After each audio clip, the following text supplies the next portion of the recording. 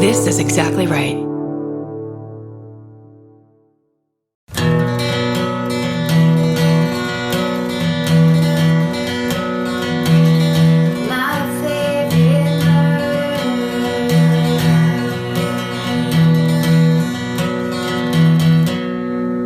Hello. Hello. And welcome To my favorite murder, the Minisode. the such thing where we redo your stuff.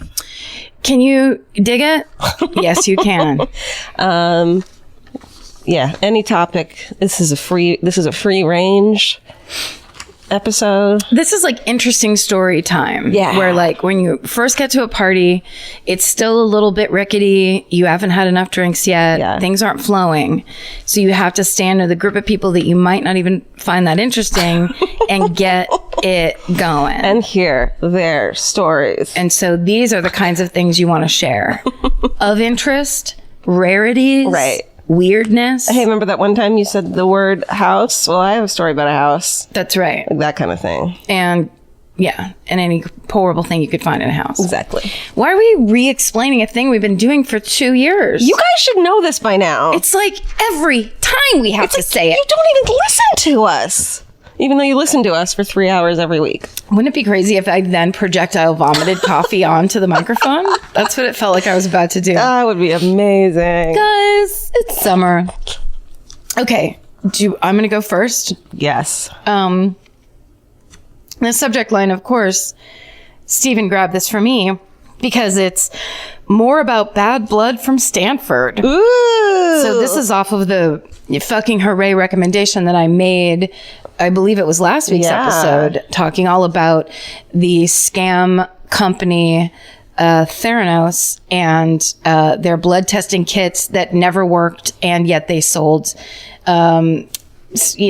The company was valuated at billions of dollars. And the book Bad Blood you told us all to read was really interesting. So good. Or listen to. That's what I did. Do it. Okay. So, Georgia, Karen, Stephen, and furry friends. Yeah. My ears immediately perked up when Karen started describing bad blood on episode 130. I couldn't contain my excitement for Karen's excitement about the story of Theranos. I think that's how it's pronounced. I can't remember. I knew about it pretty early on as my good friend from Stanford ratted out Elizabeth Holmes. And that's the 22-year-old startup mogul who basically got the whole thing off the ground. So here's the scoop. That was me, editor's note. Now we're back into the email. Okay. Here's the scoop. The summer after my senior year of undergrad at Stanford, very difficult school to get into, by the way. You can't just walk up and say, I go here now? No, I think they don't allow commoners onto the campus. Oh. It's like West Coast, the closest thing to Ivy League you can get. Do they have this thing where, like, when you try to push a shopping cart outside of the parking lot of a grocery store and it just goes and stops working? Yes, except for it's snipers on the roof. And they just fucking take you out and they bury your body in the forest. Cool. Up behind the football field. They have ready. football? I don't know. Team? I actually don't know that much about it. Where are we going? Not to college. Okay. Here's the scoop. The summer after my senior year of undergrad at Stanford, I was living in a house with 6 people. And then it says in parentheses, we squeezed a couple of miles off campus. Many of us studied human biology in undergrad. Congratulations. So almost all of us were doing research, except for my friend who started a job at Theranos. Every time. Even at that time, it was a big deal. As you know from media stories since, Elizabeth Holmes garnered an insane amount of capital for her company, and everyone thought that Theranos would revolutionize blood testing. I was interested to hear my friend's take on his new job. Every day we'd all come home and debrief over dinner, and every day my friend would tell stories about how the testing he was doing on Theranos kits was statistically insignificant, and that all the hype about the company was unwarranted. Oh my God. Such a weird feeling to be the science person that's like, yeah, this is bullshit at the center of a complete bullshit contest. Oh my God. Although I trusted his judgment because he's a super smart guy, at first I thought his comments were just run-of-the-mill my boss sucks complaints. But as the summer wore on, he grew more and more anxious. He discovered that other coworkers were on the same page as he was, and some of them quit as a result. He was thinking of quitting as well, but there were many conflicts of interest for him, and he was terrified of being blackmailed. Oh, shit. Which was a thing they did. They fucking got into everybody's email. Oh my God. And they got into people's lives. They had endless amounts of money like a and cult. lawyers. It is. It's like a rich cult. Oh my God. Lawyer-based cult. Okay. After that summer was over, we all parted ways, and I didn't hear too much else about Theranos, except for that my friend eventually left the company. However, a few years later, Theranos was all over the news. Lo and behold, my friend was the main whistleblower. Crazy to think of what would have happened if he never said anything, and how brave he was for doing so. Update. He's doing extremely well, and he's now dating one of my friends from freshman dorm. Why do you find that hilarious? It's so like, oh my God, is he dating her? Like, it's a detail that clearly is thrilling, and there's nothing better than someone you know starts dating someone else you know that they didn't know each other. Yeah. But the idea that we can in some way connect it. Also, yeah. Like, oh, you mean from the dorm? He's dating Stacy? Holy shit, she was such a stoner. I don't think people smoke pot at Stanford, do they? Oh yeah, they get paid to do it. Oh, cool. Thanks for reading my fiance and I can't wait to see you guys in LA on Halloween, Liz.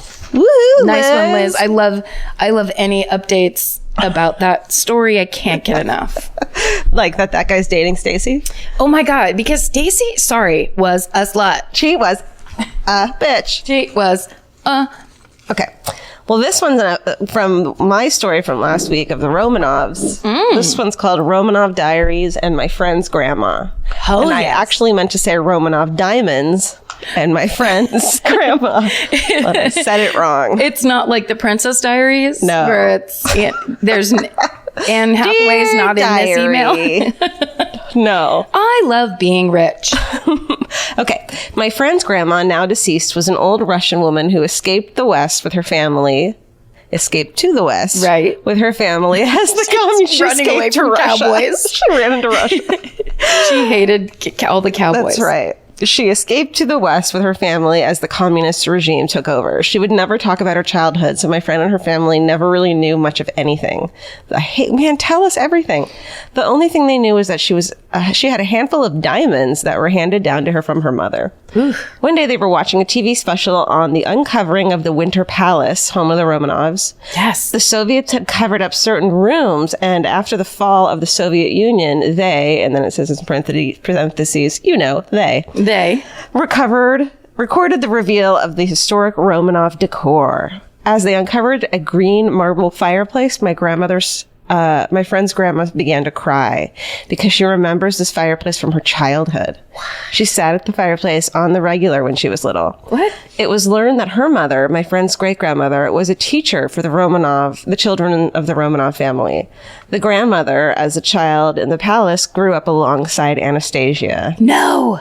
Then the other royal children. On a regular basis, the mother would tell stories to all of the children in front of the fireplace before they went to bed at night. When the family was slaughtered, everyone in the household was in danger, so she and her mother fled for their lives. Fuck. Because remember they killed like the doctor and one of the... My friend had her grandmother's jewels appraised, and the jeweler was somehow able to trace them back to old-timey Russia. We think that as they fled, they either swiped a handful of jewels or were given them by the Romanovs. They were like in candy dishes. It was like, grab a couple diamonds on your way out. We love that you came to visit us at the Winter Palace. Thanks for coming. My favorite behind the walls and degrees of separation story. Stay sexy and swipe some jewels, Jeremy. Hell yes, Jeremy. I will swipe jewels at any given opportunity. That candy dish of diamonds. What's better than a terrible war story, but then somebody getting a hold of like a raw diamond and sewing it into their clothes? That's just so like, yeah. It's so like fairy tale. It is. Except the dying part. Like, what in your house are you going to be able to smuggle that's going to get you anywhere? And like get anything. And get you anything when everything falls apart. Oh, well, my rare diamonds collection. Well, let's start buying raw diamonds is what I'm saying. How about the silver coins my dad gave me in Vince for our wedding? Because he says that when the end days come. That's right. Paper money's going to be worthless. Silver. It's going to be all about them nickels that Marty got you. Thank you. What if he just got us a roll of nickels? But they're all from 1967. It's good luck. Yeah, it's my family. It's like there's a Joy of Cooking cookbook I could probably get. There's some good ass recipes in there that might be worth something. Hell yeah. Beef stroganoff. You know what you do? You put some fucking sour cream in that gravy. You put some stroganoff in the fucking beef. Get some tang on that And beef. then you put some egg noodles in it. They're like, you know what? You no longer have to go to the prison. Thank you. What do you have to trade for your life? I have pockets full of hot stroganoff. Thank God. Where are we going with this? Not sure. Okay. Well, here's the subject line of my next email. Okay. Ashes in the trunk. Okay. Hey everyone, my name is Mary Lou and I'm a semi-frequent emailer, very heavy listener. Thank you for declaring yourself Mary Lou so clearly and accurately. Yesterday I went to go see The Dead and Co. And then in parentheses, The Grateful Dead minus Jerry Garcia plus John Mayer. Oh, right. John Myers? Mayor? The one that invented the lemons? At the Gorge in Washington. Ooh. So before I went in, I ate 3 grams of mushrooms and started tripping almost instantly. They love drug stories. Yep. Send us your drug stories. Also, don't do drugs. Send us your drug stories. Don't do drugs. But then again, if you go ahead and eat some mushrooms in the out of doors, because you're going to enjoy some trip out music where every other person there is on drugs. Including the entire band. And the roadies. And the roadies. And the concession exactly. people. Every single person is just going to be the chillest of the chill. Okay. Okay. I'm also on mushrooms, so I lost my place. And I immediately started tripping. Thank you. While I was watching the show and going through an intense roller coaster of emotions, as one does who is tripping on mushrooms, I realized my mom's ashes have been in the trunk of my car for an entire year. Oh my God. You put your mom in your trunk and you left her there for a year? She has it. They have an explanation, I should say. Oh, no, it's Mary Lou. So we know it's... Mary Lou has an explanation. Last year on Mother's Day, my mom died in her sleep of mysterious causes at the age of 50. Oh, that's awful. Oh, that's sorry, awful. Mary So Lou. sorry. I was 19 and had to plan, pay for, and organize my mom's entire funeral and such. Oh, honey. Really shitty. It was a lot for a 19-year-old to deal with, but I got it done and it all worked out. Fuck yes, Mary Lou. Mary Lou. Well done. Your mom would be proud of you. That sucks so much. I know. That At 19. 19, and that's the thing about when people die is the people closest to the person who are the most affected also have to start making a shit ton of decisions. This is why you want to do it before you die. Make all your plans and shit, right? Yeah, you want to, but no one does. No one does. Okay. No one does. Go Okay. on. All right. We're with you, Mary Lou. After spending most of the summer in Wisconsin, where I'm from, I realized I needed a change, so I uprooted my life, put my dog and all my belongings in my car, and moved to Portland. Nice. It was actually a great idea. Yeah. I had planned on bringing my mom's ashes with me, and as I made this long trip, I would stop in beautiful places and scatter her throughout the country where she would be whisked away over pretty landscapes. Only problem, I left home without the fucking ashes. By the time I realized this, I was already in northern Colorado. Oh my God. So I made my dad FedEx them to the Airstream I was staying on a farm in Fort Collins. That sounds amazing. so good right now. Yeah. Okay. When they showed up, they were in an Amazon box that my dad had just re-duct taped and scribbled my address on in purple Sharpie. I threw the box in the trunk and kept on driving. But for whatever reason, it never felt like the right time or place to scatter her. That makes sense. I moved to Portland and became a preschool teacher and have been living here ever since. I kept forgetting that Sue was indeed in the trunk of my car and that eventually I was going to have to do something with her until I ate a bunch of mushrooms at the gourd. Oh my Mary God. Lou, this story is... When you're on mushrooms, don't think about your dead mom's ashes. Like, that's the worst thing to think about. But it's also, like she's saying, because these crazy drugs, psilocybin and mushrooms, are an emotional roller coaster. You go emotionally crazy. Yeah. So it's perfect, just like this email is an emotional roller coaster. Okay. I realized a year is way too long to have my mom in the trunk of the car and that it's not haha funny anymore. It's just fucking weird. So today I went to my car and pulled out the box where I opened it in my apartment only to realize some of the ashes had spilled out from the plastic urn into the cardboard box. I go to dump it out of my window to try to dust off the box. but the wind blew it into my apartment at that exact moment, and pieces of my fucking mom's ashes blew into my house and into my face. Oh my God. What is this? Lesson learned. If you keep your mom's ashes in the trunk for a year, she will retaliate when you finally move her. My mom is the reason I'm a murderino. Sorry. Karen. And she would have loved your podcast. So on both of our behalves, SSDGM, Mary Lou. Oh, I'm crying too. It's so good. It's like, you can't do death correctly. Yeah. It always is fucked up. It's, of course, you're avoiding spreading your mother's ashes. Yeah. It's like, to have your mom die sucks so bad. Yeah. She is traumatized by this terrible event. And then she tries to like make it right. Do the right thing. Of course. It's just so typical. That's amazing. It's just so good. That's a great story. Thank you for that very personal and very awful story, Mary Lou. Good job, Mary Lou. I'm sorry, it got me. No, I love it. It got me good. It's beautiful. You got me good. Okay. It got me good. This one's called, let's see. I have one more. Okay. It's short. Okay. This is called 23andMe gone wrong / I might be an alien. Oh, shit. And then the opening is just, hi.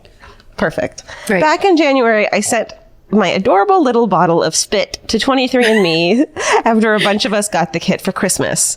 A few months later, everyone else had their results except me. Finally, I received an email saying that the genome analysis had been unsuccessful because they hadn't been able to collect enough DNA from my saliva. They sent me a new kit and told me to try again. Naturally, I assumed some lab tech had just dropped my sample on the floor, so I did it again and didn't think much of it. Another few months passed, and finally I received another email saying that I was incompatible with the analysis. They were unable to extract DNA and that they would not try to perform the analysis again. In fact, they asked me to check a box online saying I would not try to submit my sample ever again. What? I looked all over the Reddit world and only found one other person this happened to. I'm completely healthy, and can think of no reason why my DNA didn't work. So I guess I can spit all over a crime scene and they'd never know it was me. Who knows? But they sent me a refund and I bought an air conditioner with it, so I guess it was worth it. Yours, maybe an alien, Robin. What the fuck? Robin! Because they would have told her because I know a girl who is a non-secretor. Right. So she should try to maybe prick her. I think the girl ended up like pricking her thumb and putting like a drop of blood in the saliva thing, and it worked. But they would have told her if she couldn't get enough DNA. Well, also that's just so fascinating. I mean, if it wasn't a technical issue, but it's just like, yeah, there's nothing showing up. Something working, and promise you'll never do this again. Yes, exactly. It's so weird. We don't want your fucking Area 51 shit coming into our. Oh my God. With America's #1 meal kit, HelloFresh, you'll get easy, seasonal recipes and pre-measured ingredients delivered right to your door. All you have to do is cook and enjoy. HelloFresh makes cooking delicious meals at home a reality. From step-by-step recipes to pre-measured ingredients, you'll have everything you need to get a wow-worthy dinner on the table in about 30 minutes. Say goodbye to endless grocery store trips and takeout. HelloFresh has you covered. There's something for everyone, from family recipes to calorie smart and vegetarian, and fun menu series like Hall of Fame and craft burgers. HelloFresh has more 5-star recipes than any other meal kit, so you'll know you're getting something incredible. HelloFresh is flexible and it fits your lifestyle. Easily change your delivery days, food preferences, and skip a week whenever you need. Break out of your dinner rut and make deliciousness part of every week with HelloFresh. I love that even though HelloFresh is super easy and they make it really basic and like straightforward, you still feel like you're cooking this like incredible home cooked dinner, and that makes me feel good about myself. And that instead of just ordering takeout, I'm actually making something and preparing something at home, and that just, it feels good. So for $80 off your first month of HelloFresh, go to HelloFresh.com/murder80 and enter murder80. It's like receiving 8 meals for free only at HelloFresh.com/murder80, promo code murder80. Go buy. What do you think, Stephen? How long was that? It's been like 18 minutes. Because I can do one more? A shorty. Well, actually, there's this. Karen, do one more. Okay. Mine work quick this one. Okay. Because I'm sweating so much. A creepy man with children's pictures on his wall. Perfect. Hello, Karen, Georgia, Stephen, Elvis, Mimi, Dottie, Frank, and George. Love it. Well done. Penny. Penny? Penny Lane, Steven's cat. Oh, that's right. We'll just start fucking folding in every animal we know. You forgot one. There's also Every animal we've ever met. Okay, go. I just finished binge listening to all the episodes you guys have. I'm not the best writer, so bear with me on spelling and all grammatical errors. No. This story is kind of short, but as I think about what happened and how old I was, I thought I should share it. My twin sister, who got me hooked on this podcast, and I were around 8 years old, and we were living with my mom at the time in our small town near St. Louis, Missouri. We walked to and from school every day. On our way home from school, almost always we would stop at this 60 to 70-year-old man's house. His name was Terry. I remember him looking like an average grandpa with kind of crooked teeth. We would talk to him for up to an hour before actually going home. I believe that it was because of friends or neighbor kids that we knew that we could stop by his house. Anyways, this creeper would give everyone candy and sodas. Of course he would. At the beginning of every school year, this man would ask for our current school photos. If we didn't have any, he would have us sit down on one of the steps of his front porch so he could take his own photo. No. Once he got them developed, he would put them up along the wall of at least 100 other kids' photos in his garage. Why did we ever think this was okay? We were so dumb. Yeah. Well, you were children. As I'm remembering everything, there were days when his garage door was closed or his wife's car was in the driveway and we weren't allowed to stop by. Also, our visits would be cut short on days his wife came home earlier than he expected. There were days when we wouldn't stop by because it was raining or we just wanted to get home. On those days, he would walk himself to our house. No. My very own mother would let him in the house and sit on our couch. She just let us sit there and talk to this crazy man for hours. I always thought he was kind of weird, but I'm 8 years old, and my brain just told me to shut up. I remember my sister and I going to this man's house until the summer that we ended up moving to my dad's house. I want to thank you girls for, that's it. I want to thank you girls for welcoming my inner crime loving self into this awesome community. You two make my midnight shift way more enjoyable and eases my wandering mind when I'm walking around an almost empty hospital all night cleaning just as empty rooms. Please keep doing what you do because you do it so well. Stay sexy and don't stop by creepy old men's houses on your way home from school. Lacey and Melanie N. Oh my God. So it's just basically a story of a man who loves to visit children. And the photo part is the creepiest. The photo part is not good. No. And also that the wife, it's not like the wife is like, oh, who's here? Hi, girls, or whatever. Yeah. That it's some weird, the wife knows something's weird happening, so don't tell her that you come over here. Well, I mean, does the wife not go into the garage? Maybe not. The fuck's the deal? Maybe the wife hates children. Oh, and this is his only, he's like, I really love children. He really wanted children. She refused to give him children. She refused to have children. Give him children. Give him a child. Give poor Randolph a child. I feel like you could definitely go that old man's crazy. It could be a tragic story. Yeah. It could be, there's so many things in between, but the pictures on the wall and it being 100 other children. Yeah. Why? Yeah. What? Yeah. Yeah. Yeah. Send us your shit at myfavoritemurder@gmail.com. Wow, guys, that was a real good round. That was a fun one. That was real fun. Lots of laughs and, of course, lots of tears. Lots of love. Lots of love. Lots of laughs. We laughed. We loved. We cried. We cried. We lived. And we stayed sexy. And we didn't get murdered. And you should too. Goodbye. Goodbye. Elvis, you want a cookie? Good job. Good job.